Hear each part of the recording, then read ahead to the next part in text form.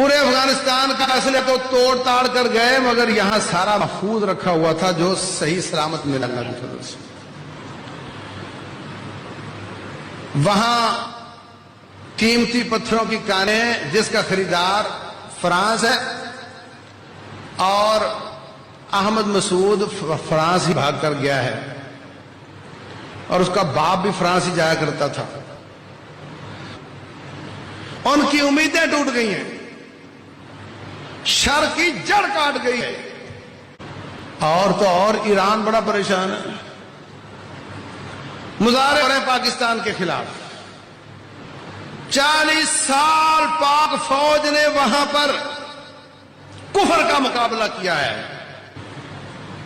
अगर मुजाहिदों ने और पाक फौज ने वहां उसका सर तोड़ा, तुम्हारी इज्जतें बच गई, तुम्हारी बच्चियां बच गई, तुम्हारी मस्जिदें बच गई, तुम्हारे मदरसे बच गए, तुम्हारा कुरान बच गया। ये अल्लाह का बहुत बड़ा एहसान है। जो एहसान फरामोश होते हैं उनकी बड़ी सजा है, जन्नत में नहीं जा सकते।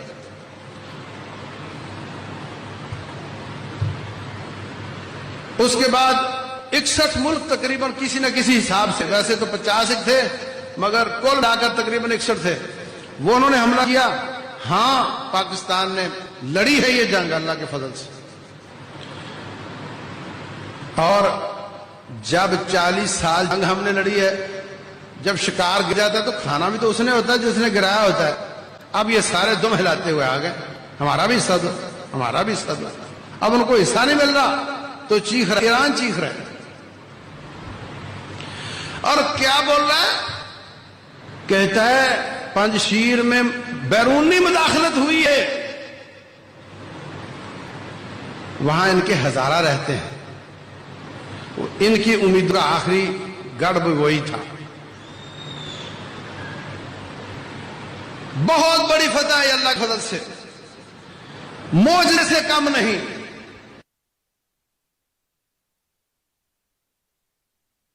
خب بسیار زیاد واضح و روشن بیان میکنه که بالاخره آقای سید مسعود استاد دانشگاه و آقای مسائل اقتصادی از واشنگتن با ما وصل هستند. آقای مسعود، این دیگر یعنی چی؟ شما سلام بر شما. فکر میکنم که یکی از جگرخون کننده ترین خبر که میشنوم تا حال همینو است و در حقیقت یک نوع حرکت ظالمانه تجارتی که در اول آغاز شد به طریق بارتری که او هم نشد و حال در حقیقت نوع فروش جبری زغال سنگ که در روز 3500 تن حرکت میکنه و دارای 700 موتر به صورت رسمی و قاچاق هم فوق‌العاده زیاد.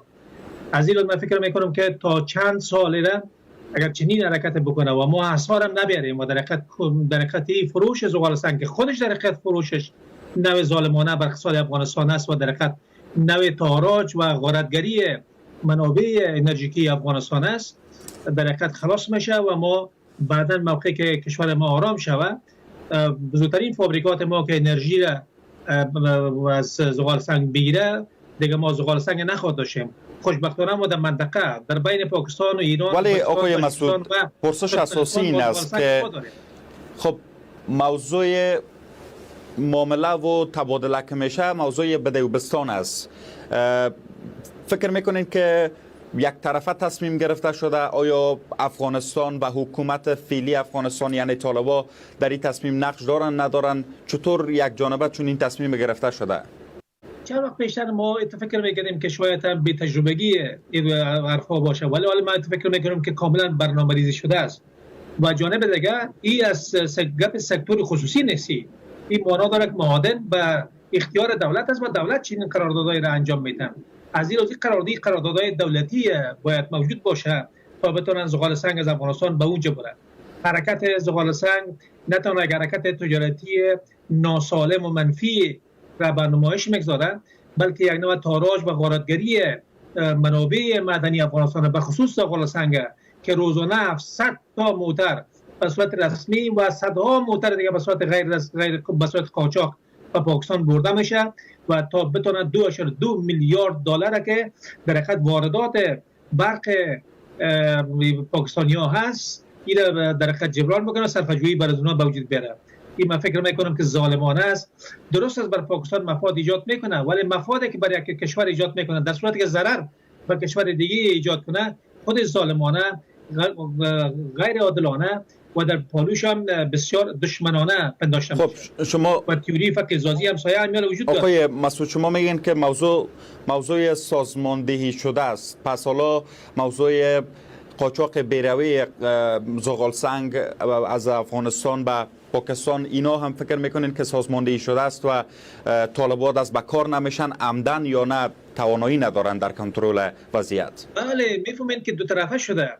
موقعی که شما 350 میلیون دلار تنها به خاطر فروش زغال سنگ از پاکستان گرفتن فقط یک ماه پیشتر، پاکستانی‌ها به این فکر شدن که در صورتی که از اونها زغال بیارن و هر ماه یا در هر دو ماه 350 میلیون دلار بگیرن، خب میلیاردها دلار از افغانستان بیرون میکنن و در حقیقت 1 میلیارد دلار دیگه ما هم که حرکت میکنه به صادرات، او هم در حقیقت میتونه ذخایر اساسی پاکستان که فعلا سخت دو احتیاج داره و در حالت کاهش ذخایر اساسیش خون است، او را در حقیقت از میتن. و در پولوش هم در حقیقت اون انفلیشن بسیار قویه که وجود داره که کاهش ارزش پولی پاکستان نشان میده توسط نمی کار که فروش زغال سنگ افغانستان توسط کلدار جبران میشه و جانب دیگه بدترین شکل دیگه که در پول پاکستانی مناسب یک پول رایج اساسی تجارتی افغانستان تبدیل میشه که یکی از بدترین آلات پولی افغانستان به شمار میره. قربان شما.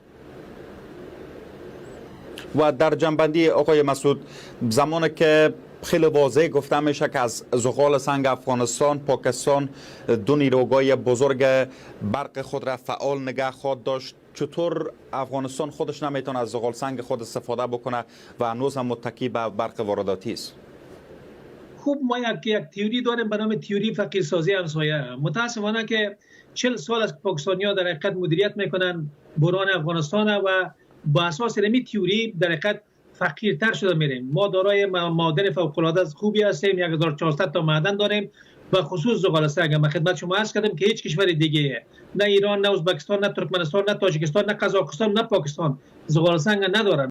مدیریت درست در درون افغانستان انجام نمیشه. من فقط برای امی دوستای ما میگم در صورتی که شما معدن آجیه که بخواین که استخراج بکنین، با کدام نیرویتون اخراج میکنین؟ با زغال سنگ یا چیز دیگه؟ با 6 ماه بعد، 6 سال بعد تمامی ذخایر زغال سنگ شما صفر میشه.